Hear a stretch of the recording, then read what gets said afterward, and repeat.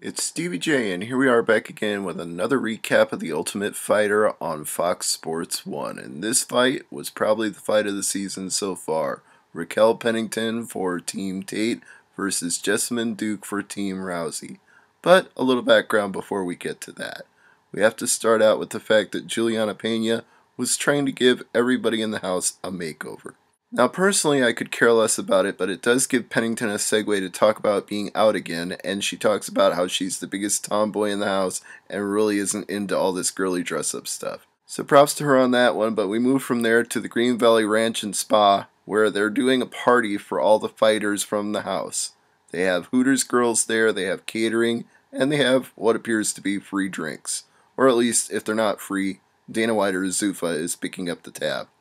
And most of the girls are being pretty calm about it, but Anthony Gutierrez is getting a little wild, and it's a teaser for things to come later. Raquel Pennington is bummed out about it. She can't eat any of the food because she's trying to cut weight, but she does push Miesha Tate into the pool to make herself feel better. Jessamyn Duke, however, skipped out on the pool party completely. She decided she'd rather stay in the house, focus on her fight, and make sure that she was mentally and physically prepared to do what she needed to do when she faced off with Pennington. They all come home from the Hooters party, where apparently they had also been watching UFC fights, although we don't know which card, and by this time, Gutierrez was completely blitzed out of his mind. Nobody's happy about it. Several of the girls are trying to sleep, and he keeps screaming and banging into the walls, and then he tries to climb into bed with Pennington. She's not amused by it, and she promises that the next day they're going to get him back. And indeed they do. While he's sleeping it off and hungover, all the girls run in and start jumping up and down on his bed and turn his mattress over and dump him out on the floor. Sarah Moraz says he'll never mess with us again. And I doubt he will. Until the next episode when he makes a drunken fool out of himself one more time. So that's just the way this show goes. The fight itself. Very, very, very close. You could score this one for either girl, and I would not call your reasoning flawed. I think you could make a case for either one.